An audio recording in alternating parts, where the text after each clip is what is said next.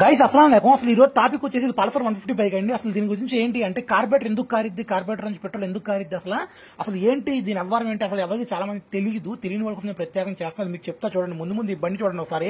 దీనికి ఫ్రంట్ మట్గారు చూస్తున్నారు కదా, ఇది ఎలాగుందో మామూలు మట్గారు కాదండి బాబు. అసలు ఇది ఎట్ట బిగించిందో ఏంటో, అసలు ఆ తాడు ఎట్ట వచ్చిందో నాకు అర్థం కావట్లేదు. పెద్ద పెద్ద కళాకారులు మొత్తం నాగే తగులుతారు. సో దీనికి వచ్చేసి సెంటర్ స్టాండ్ లేదు, సైడ్ స్టాండ్ ఏమో ఎక్కడో వెల్డింగ్ పెట్టించిందంట, పెద్ద పెద్ద హైడ్రాలిక్ మిషన్స్ పెట్టి వెల్డింగ్ పెట్టి చేసిండు, అదేమో ఆగదో సాగదో. సో మొత్తం దీనికి వచ్చేసి వైరింగ్ కిట్ చూస్తున్నారా, కస్టమర్ కి అయితే వైర్లు ఏలాడపడి గలీజ్ ఉన్నాయని చెప్పి బ్లేడ్ పట్టుకుని రప్ప కట్ చేసిందంట. దీనికి టైర్లు అయితే దారాలు బయటపడినాయి. ఇంకా దీని విషయానికి వస్తే దీనికి లాక్ కిట్ లేదు, ఏమీ లేదు. అసలు బాబోయ్ అసలు బండి స్టార్ట్ అవ్వట్లేదు, మన తీసుకొచ్చాడు. మొత్తానికి వచ్చేసి బండి అయితే ఒక రేంజ్ లో ఉందా. అసలు ఇలాంటి బండి మీరు ఎప్పుడు చూసి ఉండరు, ఎప్పుడు తోలు ఉండరు. నాకు తెలిసి అయితే మీరు ఇలాంటి బండి ఎప్పుడైనా చూసినా ఇప్పుడు తోలు నాకు కింద కామెంట్స్ లో కామెంట్ చేయండి. పల్సర్ లవర్స్ అయితే ముఖ్యంగా అస్సలు మిస్ అవ్వకుండా వీడియో చూడండి, నాకు పక్క కామెంట్ చేయండి, ఓకేనా. దీనికి అసలు ప్రాబ్లం ఏంటంటే చూస్తున్నారు కదండి, కార్బేటర్ కనబడుతుంది. కార్బేటర్ అయితే చిన్న పుల్ల పెట్టింది. దీనికైతే కార్బేటర్ కడ మరి మన కస్టమర్ కి అయితే పెట్రోల్ లీక్ అవుతుందని చెప్పి పుల్ల పెట్టాడండి. ఇలాంటి ఎదురు పుల్లలో, అగ్గిపెట్లో పుల్లలో ఇలాంటి పెట్టమాకంట అబ్బా. అసలు ఆ పెట్రోల్ కారినప్పుడు అలాంటి పుల్లలు గిల్ల పెట్టారంటే మాత్రం కంపల్సరీ కూడా ఆ పెట్రోల్ ఎటు వెళ్తాక దారి లేక, ఎటెళ్ళాలో తెలియక, ఎటు వెళ్తాక దారి లేక వెళ్తే ఎయిర్ ఫిల్టర్లోకి వెళ్ళిపోద్ది, లేకపోతే పెట్రోల్ ఓవర్ అయిపోయి ఇంజిన్లోకి వెళ్ళిపోద్ది. అర్థమైందా, దోల తీరిపోద్ది. తర్వాతగా చూస్తారు కదా కార్బేటర్ ఎంత డస్ట్ పట్టేసి ఎంత గలీజ్గా ఉందో. అసలు ఈ బండి మైలేజ్ ఎంత వస్తుందో కూడా అర్థం కాదు. అసలు యాక్చువల్గా పల్సర్ అనేది ఒక 45 నుంచి 50 మధ్యలో వచ్చింది అబ్బా మైలేజ్, ఓకేనా.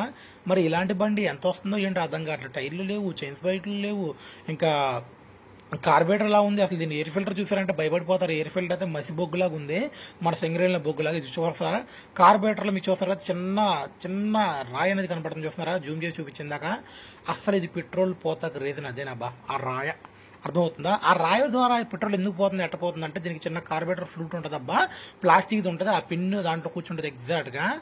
అది కూర్చొని మనకి పెట్రోల్ ఏం చేసిద్ది అంటే ఆ ఫ్లూట్ అనేది మనకి ఆ ఫ్లూట్ పెట్రోల్ కార్బోరేటర్ పెట్రోల్ లేకుండా ఎంటీగా ఉందంటే ఏమైందంటే మనం పెట్రోల్ వదిలినామంటే ఆ ఫ్లూట్ అనేది కింద దిగిపోయి ఉంటుంది. కింద దిగిపోయి ఉండటం వల్ల పెట్రోల్ అనేది కిందకు వస్తూ ఉంటుంది. ఆ కార్బోరేటర్ గిన్నె ఎప్పుడైతే ఉంటుందో ఆ గిన్నె నిండిపోయాక ఆ ఫ్లూట్ పెట్రోల్లో తేలుతా ఉంటుంది. పెట్రోల్తో తేలినప్పుడు ఏమైందంటే పెట్రోల్ కిందకి రాదు. ఇంకా ఆ పిన్ అనేది పెట్రోల్ నొక్కి పడతా ఉంటుంది, పెట్రోల్ అనేది కిందకి రాదు.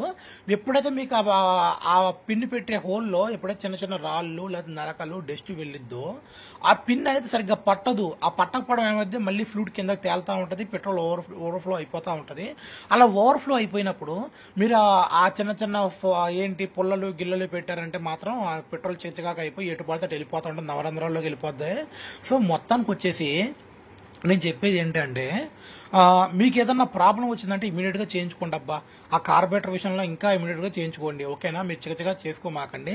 సో మీకు నేను కార్బేటర్ ఫ్లూట్ గురించి ఇంకా చెప్పాలి అంటే నాకు ఆ కార్బేటర్ ఫ్లూట్ నేను ఈసారి నీకు మంచి వీడియో చేసినప్పుడు మీకు ఇంకా నాకు క్లారిటీగా కావాలన్నా, ఇంకా మంచిగా కావాలి అన్నా ఎవరైనా కామెంట్ చేయండి నాకు. అలా కావాలంటే కార్బేటర్ గురించి ప్రత్యేకంగా ఒక వీడియో చెప్తాను నేను, ఓకేనా. అసలు కార్బేటర్ ఎలా వర్క్ చేసింది, కార్బేటర్ ఫ్లూట్ అసలు దాంట్లో ఎలా వర్క్ అయ్యింది ఏంటి మొత్తం క్లియర్గా చెప్తా. దీన్ని ఎయిర్ ఫిల్టర్ చూస్తారు కదండి, మసి బొగ్గే, అసలు ఏమీ లేదు. ఎయిర్ ఫిల్టర్ చూస్తున్నారు కదండి, అలా ఉంది పరిస్థితి. అదే అసలు మైలేజ్ ఎంత వస్తుందో నాకు అర్థం కావట్లేదు. కాకపోతే బండి ఇందులో అసలు ఇంజన్ ఉందో లేదో కూడా తెలియదు. ఎందుకంటే ఇంజన్ చెక్ చేద్దామంటే అసలు మనం దీనికి ఒక 300 రూపీస్ అయిద్దంటే కస్టమర్ ఇంజిన్ ఎయిర్ ఫిల్టర్ కి కార్బోరేటర్ 300 అయిద్దంటే ఆయన 250-200 ఇస్తా అన్నాడు. ఇంజన్ అంటే ఇక అప్పే పెడతారు ఆయన, మనకి ఎందుకు వచ్చింది తలపోలేదు అని చెప్పి నేను చెప్తున్నా.